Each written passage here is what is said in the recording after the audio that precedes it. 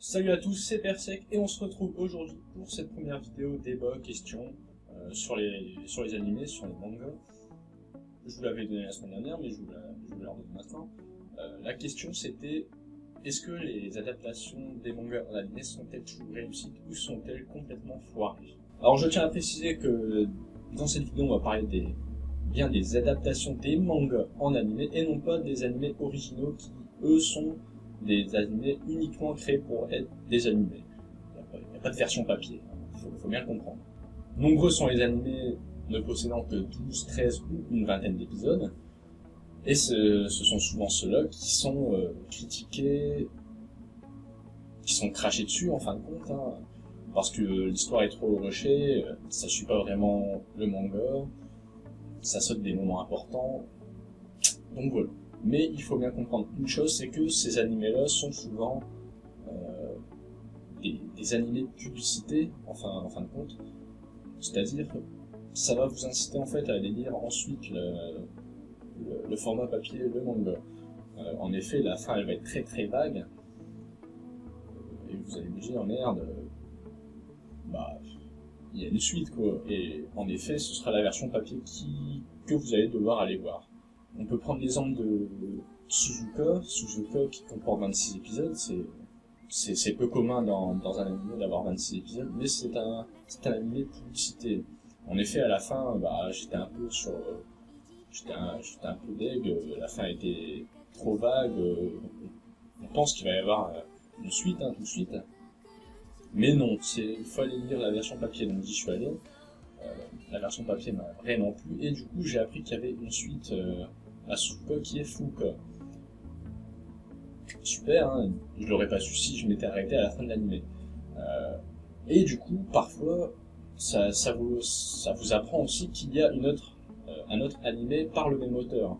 Par exemple, l'auteur de Suzuka a fait une autre adaptation d'un de ses mangas en animé, qui comporte celui-ci 12 épisodes, Kimi no Iru Machi, et qui est aussi un animé publicité, et qui va également vous inciter à aller lire la version papier, que j'ai également faite, et que j'ai beaucoup aimé. Mais bien entendu, certains de ces animés ne sont pas toujours ratés, même énormément, il y en a beaucoup qui n'ont plus, et qui ne comportent que 12, 13 épisodes, une vingtaine. Bon, je reprends Suzuka, qui m'a vraiment plu, ça je l'ai dit juste avant, mais il y en a carrément que je peux classer dans mon top des animés préférés, par exemple Shingeki no Kyojin et Angel Beats également, qui sont de très gros et très aimés. Après, c'est sûr que d'autres sont moins inspirés, moins réussis. Je vais prendre l'exemple de Trinity Seven, je parle vraiment pour moi. Vous avez votre propre jugement. J'ai pas du tout accroché, je trouvais que les personnages n'étaient pas très, très attachants, l'histoire a été banale.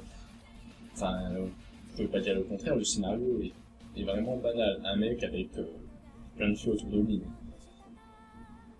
Vive le Japon. Et malheureusement, ce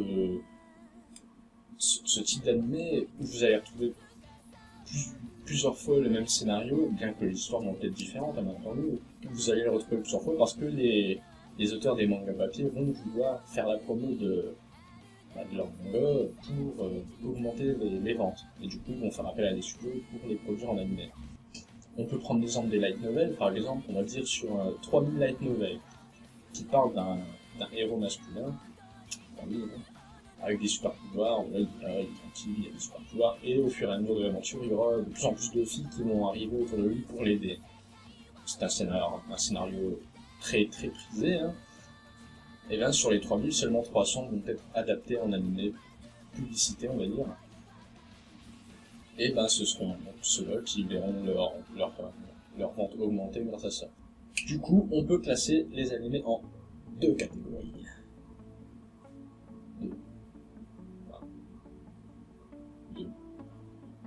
Les adaptations des mangas en animé non terminés, qui sont en cours de production, sont souvent ceux, c'est même toujours ceux-là qui ont leur animé publicité, en fin de compte. Et c'est souvent ceux-là qui sont pointés du doigt comme étant ratés. L'histoire elle est trop rapide dans la narration, comme je l'ai dit, il y a des moments qui sont passés. Des fois ça va un peu chambouler celui qui regarde, il va se dire merde, j'ai regardé l'épisode, je sais pas, 7 hier, et là je regarde l'épisode 8, et on est déjà arrivé là. Il y a un truc qui est pas cohérent, il y a quelque chose qui s'est passé entre les deux, et on sait pas c'est quoi. Ah, c'est possible, il y a diverses raisons, hein. J'en sais rien, le studio il a pas assez de temps, pas de budget, enfin voilà quoi, on en reparlera après. Mais ce sont malheureusement des choses qui arrivent, mais ça n'entache, pour moi ça n'entache pas la qualité d'un animé. Il y a des animés qui sont très bons, même si des fois c'est vrai qu'on peut avoir une perte dans le contexte, mais bon voilà quoi. Ensuite, certains ouvrages ont la chance d'avoir une fin qui leur est propre. Alors ça va pas suivre l'histoire ni la fin du manga original, ça va être une fin créée pour l'animé. Alors c'est bien, c'est mauvais, chacun son point de vue, hein, mais au final, on a une fin. Donc ceux qui aiment bien avoir un anime qui est complet, qui va du début à la fin, bah, vous allez s'en douter, mais ça se fait très très peu en ce moment. Hein. Ça se faisait avant, on peut parler de Claymore, de Soul Eater, mais également de la première série des Fullmetal Alchemist.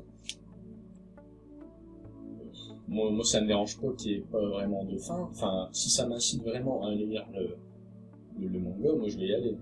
Après, c'est vrai que Claymore, j'ai beaucoup aimé, Fullmetal Alchemist, j'ai aimé, la fin était très bien. J'ai également mis la version papier, c'était très bien aussi, ça va pas casser l'histoire en fait. Pour ma part, je pense que s'il y a peu d'épisodes, ça peut être un très bon animé, c'est pas parce qu'il y a 12 épisodes qu'il va être très mauvais. Après, il y en a qui sont mauvais, il y en a qui sont pas mauvais, chacun son point de vue, mais voilà, je vous donne mon point de vue. On va maintenant parler des mangas qui sont terminés. Ils sont peu nombreux, hein, et c'est souvent dans ceux-là qu'on va retrouver les meilleures adaptations. On peut parler de Fullmetal Alchemist, de Death Note, ou de Fate Zero, qui sont de très très bons animés.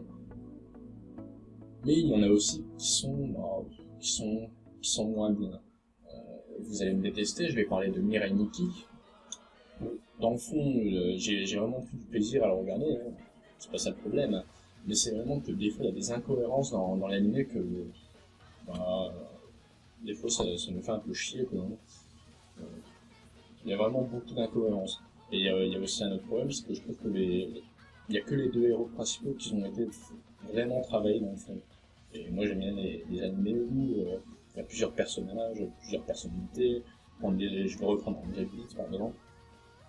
Bon après c'est mon point de vue. Après je dis pas la fin de Mirai Nikki m'a vraiment beaucoup plu. Sur ça, je vous rejoins. Mais bien entendu, on sait également que la qualité d'un animé, qu'il soit l'adaptation d'un manga terminé ou en cours de production, revient généralement au budget. En effet, si le budget est serré, le studio n'aura pas vraiment le temps, il va faire quelque chose de moins bonne qualité. On peut reprendre l'exemple de Dragon Ball Super, hein, souvenez-vous, l'épisode 6 qui avait vraiment rendu les fans du manga et de l'anime, hein, de par la mocheté des dessins en fin de compte. Il y a eu certaines hypothèses qui ont été données, mais on peut penser que les studios ils sont forcés de travailler vraiment d'arrache-pied, et qu'ils ont un temps limité pour boucler les épisodes. Et que donc, ils n'ont pas forcément le temps de s'appliquer sur la qualité des dessins. C'est un gros problème, hein, on l'a vu. Depuis, ils se sont un peu améliorés, mais le budget est vraiment quelque chose de très important dans le développement d'un animé. Du coup, un studio avec un très très gros budget et du temps devant lui va produire quelque chose de meilleure qualité, quelque chose de plus long, avec plus d'épisodes, qui va vraiment suivre l'histoire originale sans passer de scènes très importantes. Mais ça se trouve pas partout et comme souvent, les auteurs ils veulent juste promouvoir leur manga, donc du coup ils demandent pas à avoir un animé complet. Ça arrive très souvent malheureusement. Pour conclure, je vais vous donner un conseil. Voilà. Si vous regardez un animé avec très peu d'épisodes, 12, 13 ou une vingtaine, je vous invite vraiment fortement, si vous l'avez aimé, à aller lire la suite en manga. Pourquoi ? Parce que si vous espérez une saison 2, c'est possible qu'il n'y en ait pas. On peut prendre l'exemple de High School of the Dead, ça fait des années qu'il est sorti, tout le monde espère une saison 2. Alors des fois on nous dit, tiens, il y a une saison 2 qui a été donnée, ils ont dit qu'ils allaient en faire une, elle va sortir en janvier 2014, on est en 2016 bientôt, on n'a toujours pas. Alors ça arrive, hein, malheureusement, On sait jamais quand une saison 2 va sortir, que quand elle est vraiment annoncée, et encore, regardez pour les Scrolls of Dead. Et ça, du coup, ça va nous amener à la question et le débat de la semaine prochaine. Est-ce qu'il faut toujours une saison 2 ou plus, 2, 3, 4, 5, 6, ou une seule saison est-elle préférable pour aimer un animé, on va dire. Moi j'ai déjà mon opinion, je vous la donnerai la semaine prochaine. Et voilà, à vous de jouer. N'hésitez pas à dire dans vos commentaires vos avis sur cette question, sur ce débat. Dites-moi quels sont les animés que vous trouvez réussis, que vous trouvez foirés. Pour vous, qu'est-ce qu'il faut pour qu'un animé soit réussi ou foiré? Enfin, vous pouvez tout me dire, hein. Moi je suis ouvert, je vais lire, je vais prendre en compte les critiques. Vous pouvez aussi me détester sur mes Mickey, hein, je comprendrai très bien. Et donc voilà, j'espère que cette vidéo vous aura plu. Je vous retrouve la semaine prochaine pour le prochain débat. Et je vous dis, salut à tous, je vous aime, bisous!